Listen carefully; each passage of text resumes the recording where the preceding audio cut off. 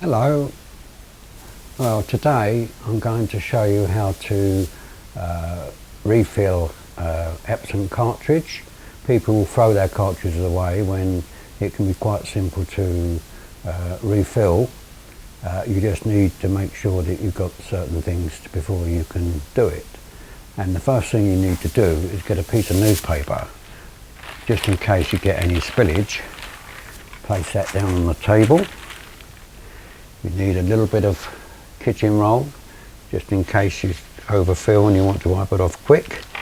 And you need one of these kits, which consists of little black plunger, a drill, and a syringe, complete with filler. This goes on the end of the syringe. And also you need the ink. Now I buy this ink in 100ml cartridges, which is obviously got to be bought for the right type of ink that you've got in your cartridge, whether it's a Brother or whether it's an EPSOM, because various printers use different types of ink. So this is an EPSOM, and this is the EPSOM ink. And also the last thing you need is one of these. We call them the zappers. These are for resetting your chip. One good tip is that never let the cartridge run completely out. When you get down to about 10% showing on your ink level, you should actually do the refill then, because some chips, once they're gone right out, may not be resettable. But if you do it with 10% still in the cartridge, you've got a good chance of resetting the chip. Now, to start off, I normally wear gloves, latex gloves like they get in the surgeries, but today I'm not going to bother about that, because I don't mind getting a little bit of ink on my spillage, on my fingers. I just empty this bag with the black stoppers. Now I'm going to go into this cartridge, which I will show you has a piece in the bottom which is recessed. Now if you go in through the bottom, before you put the plug in, it's advisable to put a little bit of sealant around the edge of the, although it's a neoprene seal, it's a good idea to put a little bit of seal around there. Now I use stuff which I get from, which you can use as a plumber, but I'll tell you a bit more about that after we get started. Now, the first thing you need to do with the cartridge is seal up the top of the cartridge on this end here with a little bit of sellotape, because this is an air tube that goes up here and lets air into the cartridge. Now if you don't seal that up, you could get a chance of the ink coming out of there. So you seal that up, and you can also put a seal on the bottom here, which I'll show later. So we're going to drill a hole now inside this cavity here, because I'm going to do this in the bottom, which is the easiest point on this particular cartridge, without breaking into the airways on the top here. So first of all, we're going to drill a little hole around about 3/8 or so in from this side here. So with a small pilot drill, which comes in the kit, we're going to drill a hole right about there. So we just slowly go through. Now it takes a little bit of starting because the plastic is quite hard.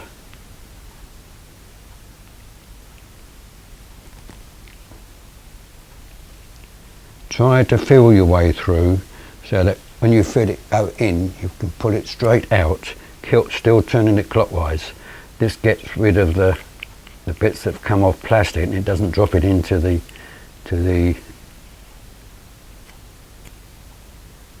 chamber inside. Now there is our hole. Now I need to make that a little bit bigger because the plugs are a little bit bigger than that pilot hole. So I'll get another drill and widen the hole. Same again, that, twist it till it comes out and get rid of the surplus.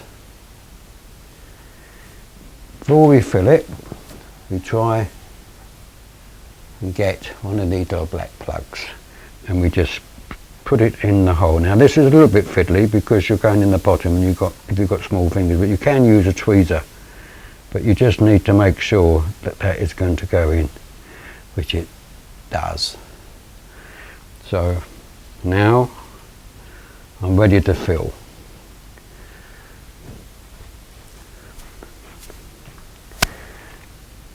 Always keep the ink on the paper just in case you knock the bottle over, and always replace the cap after you refilled. Now we're going to put this in about 10mm to 12mm of ink.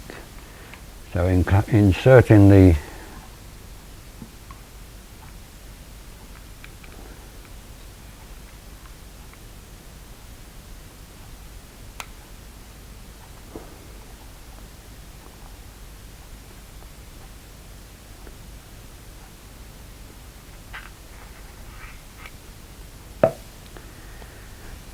turn it up this way to let any air out. And so, as you can see, that just came out over the top of there, so good job we had the paper there. And I've also got some on my fingers, so this is where the kitchen roll comes in handy. This will wash off with cold water and a little bit of soap off your hands, but I need to get it off of the cartridge here because there's a drip on that, so we wipe that off quite quickly.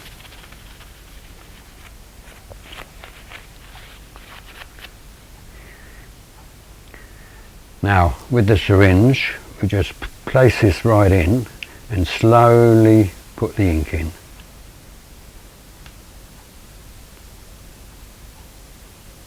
Watching in case it comes up over the hole, which means there's not enough room for any more ink.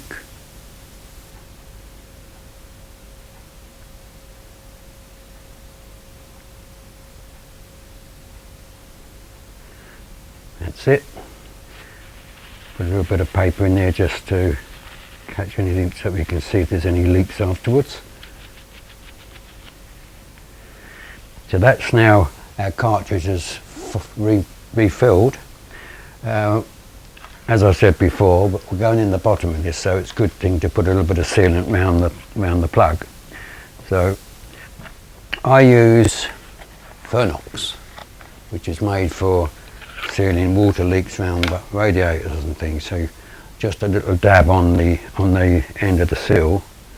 I've just got to make sure this is going to come out of here, because once you open Fernox, sometimes it's a little bit awkward to get some decent stuff out, because it sort of goes hard at the end like a plug, and that's what will end up with your seal.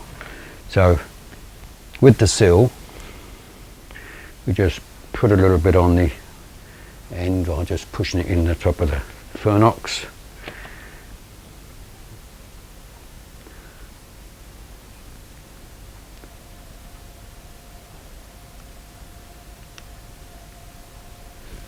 And then by using the end of the drill, you can push it in.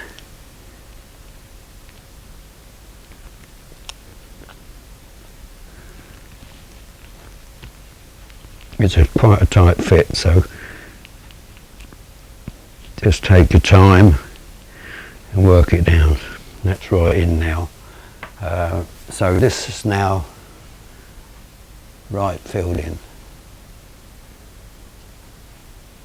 Now comes the interesting part. We have a chip on the end of of here, and then we need to reset it. So this is a late refurbished one before, so I'm going to use this this here and put my chip on there, press it.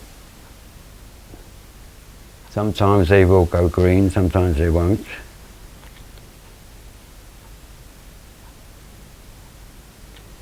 That should be reset, but I'm going to try another one in case that is the wrong one for the job, because they are various different models.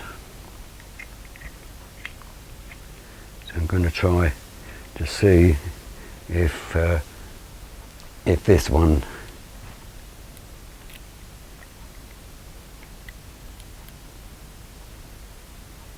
I think this one's got the battery gone, so let's try this one. This one's a slightly different one, but it's worth trying. No, it's definitely the one I had, so that's fine. As I say, they don't always change green, or sometimes they just stay red but stop flashing. So that is now ready for use. That's cost you about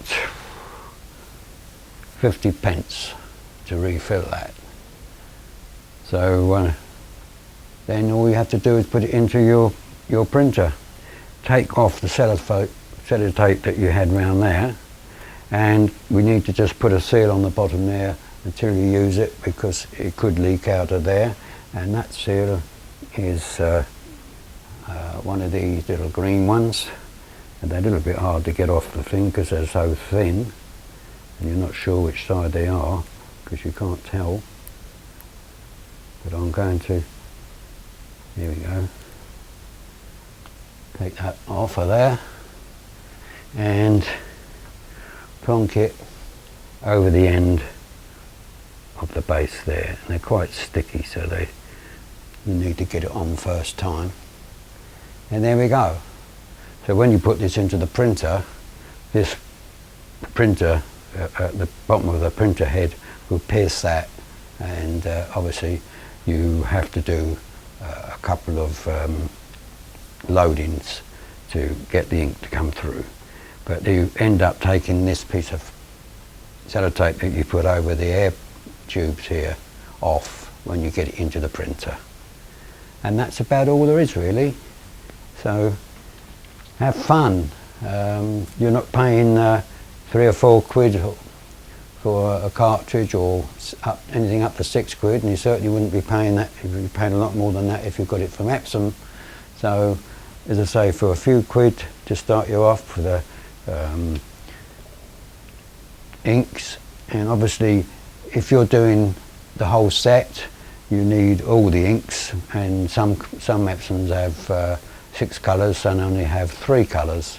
So, and when you're doing it, don't use the same syringe for all the colours. You must have a separate syringe for each colour, unless you're going to clean the syringe after each use and dry it. So that takes a little bit of time. But if you've got a few syringes, line them up in line with the colours that you've got across your desk here, so that you don't make a mistake and take one up that's already been used. And watch with your Makata and Magneto and your blues, because there's a light blue and a light magenta, which is slightly less colour than the normal ones. So when you're doing a 3 colour, you don't use any of the lights. If you're doing a 6 colour, then you do. So, but just watch you get the right cartridge for the right ink.